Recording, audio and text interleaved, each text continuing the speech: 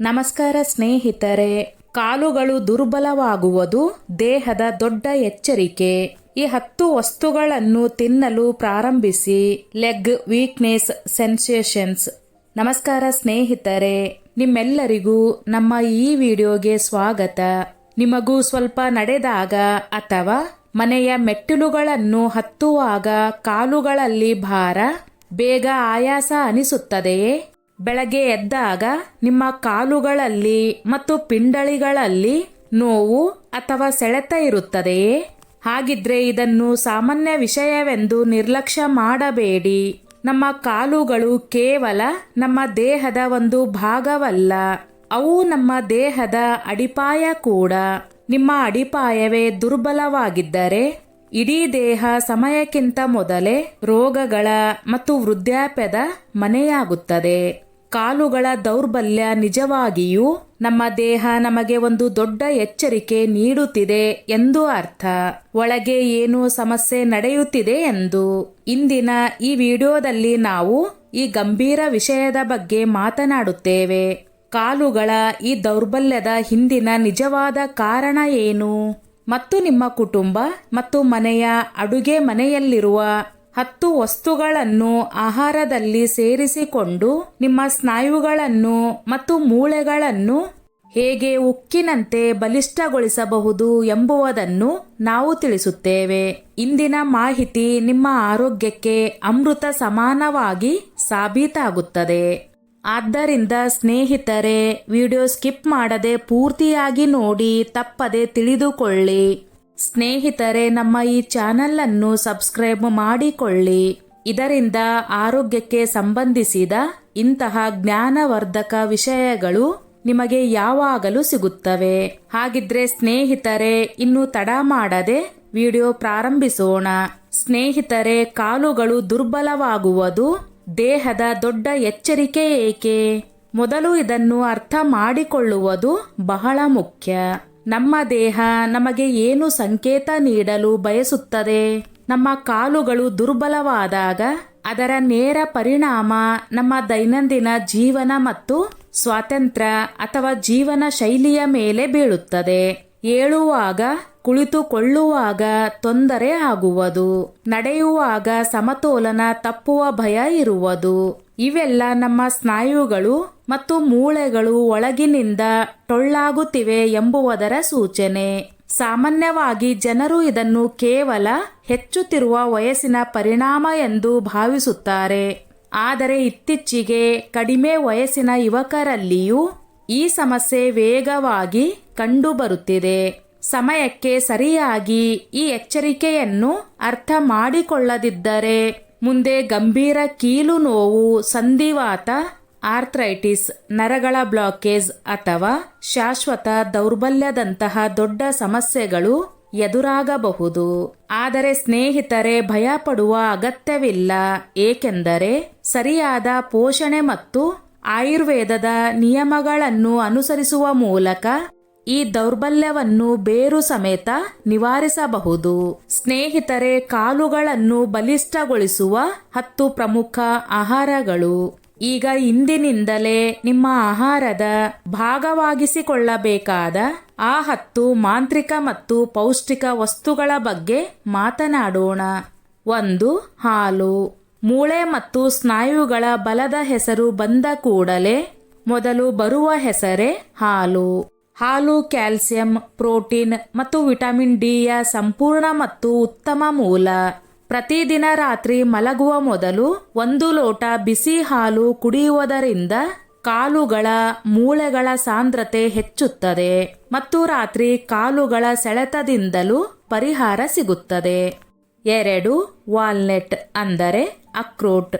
ಅಕ್ರೋಟ್ನಲ್ಲಿ ಸಾಕಷ್ಟು ಪ್ರಮಾಣದಲ್ಲಿ omega 3 fatty ಆಸಿಡ್ಗಳಿವೆ. Protein ಮತ್ತು ಮೆಗ್ನೀಸಿಯಂ ಕೂಡ ಕಂಡುಬರುತ್ತದೆ. ಇದು ನಮ್ಮ ಕೀಲುಗಳ ನಡುವೆ ಗ್ರೀಸ್ ಕಾಪಾಡಲು ಸಹಾಯ ಮಾಡುತ್ತದೆ.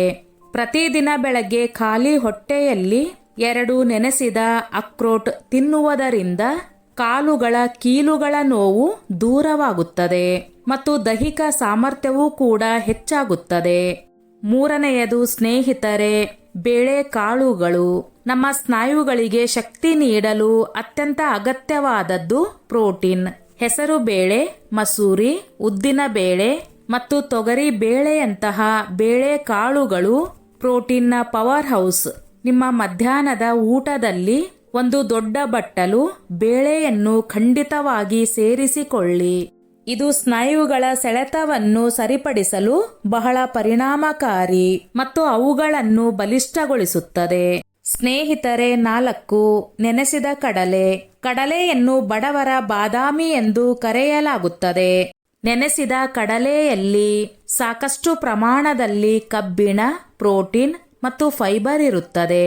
ಪ್ರತಿದಿನ ಬೆಳಗ್ಗೆ 1 ಮುಷ್ಟಿ ನೆನೆಸಿದ ಕಡಲೆಯನ್ನು ಚೆನ್ನಾಗಿ ಜಗಿದು ತಿನ್ನುವುದರಿಂದ ದೇಹಕ್ಕೆ ತಕ್ಷಣ ಮತ್ತು ದೀರ್ಘಕಾಲ ಉಳಿಯುವ ಶಕ್ತಿ ಸಿಗುತ್ತದೆ. ಇದರಿಂದ ಕಾಲುಗಳ ಜುಮ್ ಮತ್ತು ದೌರ್ಬಲ್ಯ ಮಾಯವಾಗುತ್ತದೆ.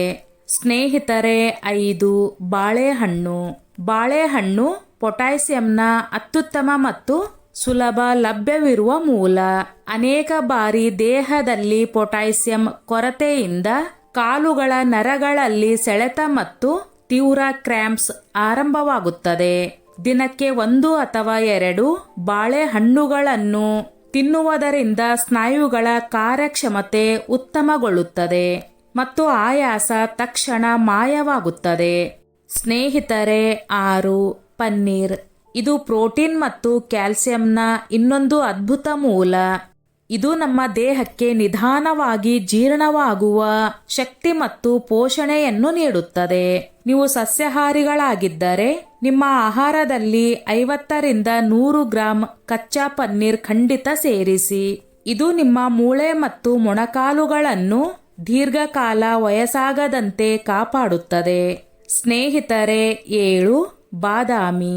ಬಾದಾಮಿಯಲ್ಲಿ ಆರೋಗ್ಯಕರ ಕೊಬ್ಬು, ವಿಟಮಿನ್ ಇ, ಪ್ರೋಟೀನ್ ಹೇರಳವಾಗಿ ತುಂಬಿದೆ. ಇದು ಕೇವಲ ಮೆದುಳನ್ನು ಚುರುಕುಗೊಳಿಸುವುದಲ್ಲದೆ ನಿಮ್ಮ ದೇಹದ ಒಳಗಿನ ದೌರ್ಬಲ್ಯವನ್ನು ಎಳೆದು ಹೊರಗೆ ಹಾಕುತ್ತದೆ. ರಾತ್ರಿ 5 ರಿಂದ 6 ಬಾದಾಮಿಯನ್ನು ನೆನೆಸಿ ಇಡಿ ಮತ್ತು ಬೆಳಗ್ಗೆ ಸಿಪ್ಪೆ ತೆಗೆದು ಚೆನ್ನಾಗಿ ಅಗಿದು ಸೇವಿಸಿ. ಸ್ನೇಹಿತರೆ, 8. ಪಾಲಕ್ ಸೊಪ್ಪು.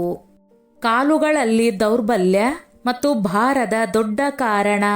ದೇಹದಲ್ಲಿ ರಕ್ತದ ಕೊರತೆ ಅಂದರೆ ರಕ್ತಹೀನತೆ, ಎನಿಮಿಯಾ ಕೂಡ ಆಗಿದೆ. ಪಾಲಕ್ನಲ್ಲಿ ಸಾಕಷ್ಟು ಪ್ರಮಾಣದಲ್ಲಿ ಕಬ್ಬಿಣ ಮತ್ತು ಫೋಲಿಕ್ ಆಸಿಡ್ ಇರುತ್ತದೆ. ಇದು ನಿಮ್ಮ ದೇಹದಲ್ಲಿ ಹಿಮೋಗ್ಲೋಬಿನ್ ಮಟ್ಟವನ್ನು ವೇಗವಾಗಿ ಹೆಚ್ಚಿಸುತ್ತದೆ. ಸ್ನಾಯುಗಳಿಗೆ ಸರಿಯಾದ ಪ್ರಮಾಣದಲ್ಲಿ ಆಮ್ಲಜನಕ ತಲುಪಿದಾಗ ಕಾಲುಗಳು ತಾವಾಗಿಯೇ ಚೈತನ್ಯದಿಂದ ಇರುತ್ತವೆ. ಸ್ನೇಹಿತರೆ, 9. ಸಿಹಿಗೆಣಸು ಅಂದರೆ ಶಕರ್ಕಂದ. ಇದನ್ನು ಸಂಕೀರ್ಣ ಕಾರ್ಬೋಹೈಡ್ರೇಟ್ ಮತ್ತು ಫೈಬರ್ನ ಅತ್ಯುತ್ತಮ ಸಂಯೋಜನೆ ಎಂದು ಕರೆಯಲಾಗುತ್ತದೆ. ಇದನ್ನು ತಿನ್ನುವುದರಿಂದ ದೇಹಕ್ಕೆ ಸಿಗುವ ಶಕ್ತಿ ನಿಧಾನವಾಗಿ ಬಿಡುಗಡೆಯಾಗುತ್ತದೆ. ಇದರಿಂದ ನೀವು ದಿನವಿಡೀ ಚಟುವಟಿಕೆಯಿಂದ ಇರುತ್ತೀರಿ. ಇದು ನಿಮ್ಮ ಕಾಲುಗಳ ಸ್ನಾಯುಗಳಿಗೆ ಪೋಷಣೆ ನೀಡಿ ಅವುಗಳನ್ನು ಸುಂದರವಾಗಿ ಮತ್ತು ಬಲಿಷ್ಠವಾಗಿ ಮಾಡುತ್ತದೆ. ಈಗ ಸ್ನೇಹಿತರೆ, 10ರ ಬಗ್ಗೆ ಮಾತನಾಡೋಣ. ಎಳ್ಳು ಮತ್ತು ಬೆಲ್ಲ. ಬಿಳಿ ಅಥವಾ ಕಪ್ಪು ಎಳ್ಳು ಕ್ಯಾಲ್ಸಿಯಂ ಮತ್ತು ಮೆಗ್ನೀಸಿಯಂನ ಖಜಾನೆಯಾಗಿದೆ ಮತ್ತು ಬೆಲ್ಲದಲ್ಲಿ ಸಾಕಷ್ಟು ಕಬ್ಬಿಣವಿದೆ. ಚಳಿಗಾಲದಲ್ಲಿ ಅಥವಾ ಸಾಮಾನ್ಯ ದಿನಗಳಲ್ಲಿಯೂ ಸ್ವಲ್ಪ ಎಳ್ಳು ಮತ್ತು ಬೆಲ್ಲವನ್ನು ಒಟ್ಟಿಗೆ ಸೇವಿಸುವುದರಿಂದ ನಿಮ್ಮ ಮೂಳೆಗಳಿಗೆ ಎಷ್ಟು ಬಲ ಸಿಗುತ್ತದೆ ಎಂದರೆ ನಿಮ್ಮ ಕೀಲು ನೋವಿನ ಸಮಸ್ಯೆ ಶಾಶ್ವತವಾಗಿ ಮಾಯವಾಗುತ್ತದೆ. ಸ್ನೇಹಿತರೆ, ನಿಮ್ಮ ಕಾಲುಗಳನ್ನು ದುರ್ಬಲಗೊಳಿಸುವ 5 ಅಭ್ಯಾಸಗಳನ್ನು ತಿಳಿದುಕೊಳ್ಳೋಣ. ಸ್ನೇಹಿತರೆ, ಕೇವಲ ಒಳ್ಳೆಯ ಆಹಾರ ಸಾಕಾಗುವುದಿಲ್ಲ. ನಮ್ಮ ಕಾಲುಗಳನ್ನು ಒಳಗಿನಿಂದ ಟೊಳ್ಳಾಗಿಸುತ್ತಿರುವ ಆ ತಪ್ಪುಗಳನ್ನು ನಾವು ಬಿಡಬೇಕು. ಸ್ನೇಹಿತರೆ, ಮೊದಲನೆಯದು ಗಂಟೆಗಟ್ಟಲೆ ಒಂದೇ ಜಾಗದಲ್ಲಿ ಕುಳಿತುಕೊಳ್ಳುವುದು. ಇಂದಿನ ಜಾಬ್ಗಳ ಕಾರಣ ಜನರು ಸತತವಾಗಿ ಹಲವು ಗಂಟೆಗಳ ಕಾಲ ಕುಳಿತುಕೊಂಡಿರುತ್ತಾರೆ. ಇದರಿಂದ ಕಾಲುಗಳ ರಕ್ತ ಪರಿಚಲನೆ ನಿಧಾನವಾಗುತ್ತದೆ ಮತ್ತು ಸ್ನಾಯುಗಳು ನಿಷ್ಕ್ರಿಯವಾಗಿ ದುರ್ಬಲವಾಗಲು ಪ್ರಾರಂಭಿಸುತ್ತವೆ. 2. ಪ್ರೋಟೀನ್ನ ತೀವ್ರ ಕೊರತೆ. ನಮ್ಮ ದೇಶದಲ್ಲಿ ಹೆಚ್ಚಿನ ಜನರು ತಮ್ಮ ಆಹಾರದಲ್ಲಿ ಸಾಕಷ್ಟು ಪ್ರೋಟೀನ್ ಸೇವಿಸುವುದಿಲ್ಲ. ಪ್ರೋಟೀನ್ ಕೊರತೆಯಿಂದ ಸ್ನಾಯುಗಳ ನಷ್ಟ ಅಂದರೆ ಮಸಲ್ಸ್ ಲಾಸ್ ಆರಂಭವಾಗುತ್ತದೆ. ಇದರಿಂದ ನಿಮ್ಮ ಕಾಲುಗಳಲ್ಲಿ ಶಕ್ತಿ ಉಳಿಯುವುದಿಲ್ಲ. 3. ಬಿಸಿಲಿನಿಂದ ದೂರ ಇರುವುದು ಅಂದರೆ ವಿಟಮಿನ್ ಡಿ ಕೊರತೆ. ಇಡೀ ದಿನ ಮುಚ್ಚಿದ ಕೋಣೆಗಳಲ್ಲಿ ಅಥವಾ ಕಚೇರಿಯಲ್ಲಿ ಇರುವುದರಿಂದ ನಿಮ್ಮ ದೇಹಕ್ಕೆ ಬಿಸಿಲು ಸಿಗುವುದಿಲ್ಲ.